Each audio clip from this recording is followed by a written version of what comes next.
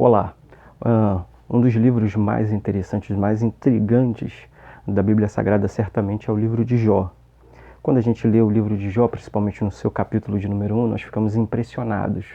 Primeiramente com o relato que Deus dá a respeito de Jó e por tudo aquilo que ele passou e mesmo assim não atribuiu a Deus falta alguma, como se pode ler no final do capítulo de número 1.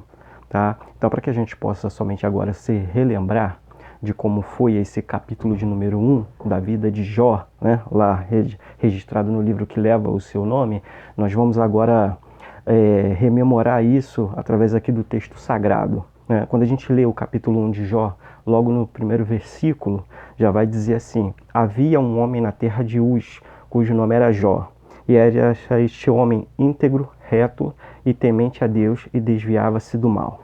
O texto que se segue vai dizer que nasceram-lhe 7 filhos e 3 filhas, né? 10 filhos. E vai dizer que o seu gado, vai falar agora da sua riqueza, das suas propriedades, o seu gado era de 7.000 ovelhas, 3.000 camelos, 500 juntas de bois e 500 jumentas.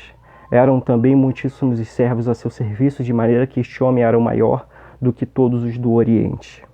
Daí, quando se segue agora o texto, vai acontecer uma situação que foge da nossa percepção visual, que vai acontecer no mundo invisível, pelo qual Jó não tinha nenhum controle.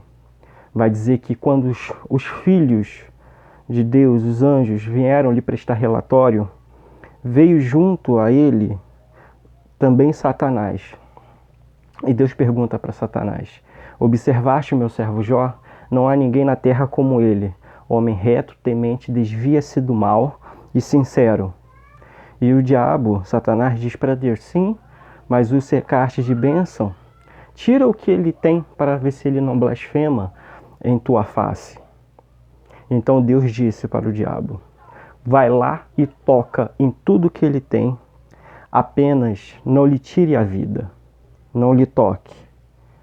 Daí saiu o diabo da presença de Deus e foi então e começou a colocar destruições na vida de Jó. E a destruição na vida de Jó começou pelos seus bens materiais. Daí, a partir do versículo de número 13, você percebe que Jó ele foi acometido por diversas notícias, quase que uma atrás da outra, em cima da outra, quase que no mesmo momento ele ouvia, de maneira tal que quando você lê o texto, que o texto vai dizer: quando este ainda havia a falar, veio o outro e disse. Quando este ainda estava a falar, veio o outro e disse.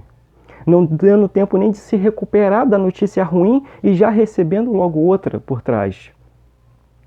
E vai ser mais ou menos assim, que a partir do versículo de número 13, sucedeu que um dia que os seus filhos e filhas estavam comendo e bebendo vinho na casa do seu irmão primogênito, do seu irmão mais velho, veio um mensageiro a Jó e lhe disse: os bois lavravam e as jumentas pastavam junto a eles. E deram sobre ele os sabeus, e os tomaram, e os servos feriram a fio da espada, e só eu escapei para te trazer a nova. Estando este ainda a falar, veio o outro e disse: fogo de Deus caiu do céu, e queimou as ovelhas e os servos, e os consumiu, e só eu escapei para te trazer a nova. Estando este ainda a falar, veio o outro e disse, ordenando os caldeus, 3 tropas deram sobre os camelos e os tomaram, e os servos feriram a fio de espada, e só eu escapei para te trazer a nova. Estando ainda este falando, veio o outro e disse. Você perceba que, como eu disse, um atrás do outro, o outro ainda, o primeiro ainda nem acabara de falar quando já veio o segundo, para trazer a notícia ruim. E agora nós vamos ver a mensagem do quarto mensageiro. Estando este ainda a falar, veio o outro e disse: estando teus filhos e tuas filhas comendo e bebendo vinho em casa do seu irmão primogênito, eis que um grande vento sobreveio da além do deserto e deu nos 4 cantos da casa, que caiu sobre os jovens e morreram, e só eu escapei para te trazer a nova. Daí, irmão, O que se segue no texto é algo que serve de aprendizado para mim e para você, que independentemente das situações que estejamos passando, jamais devemos deixar de se prostrarmos diante da majestade de Deus. Jamais devemos atribuir a Deus falta alguma. Depois dessa sequência de notícias ruins e desastrosas, de perda dos seus bens materiais e, pior ainda, dos seus filhos, vai dizer o texto no versículo de número 20 do capítulo 1, que então Jó se levantou, rasgou o seu manto, rapou a sua cabeça e ele se lançou em terra e adorou. E disse: Nu saí do ventre da minha mãe e nu tornarei para lá. O Senhor deu, o Senhor tomou, bendito seja o nome do Senhor.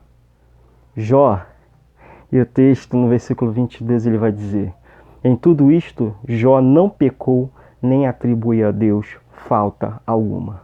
Eu não sei o que é que você tem passado, eu não sei o que é que você tem vivido, mas independentemente das circunstâncias, o que esse grande homem de Deus da Bíblia Sagrada nos ensina é que em momento algum devemos atribuir a Deus falta alguma e nem pecar com a nossa boca, porque Deus controla tudo e todos.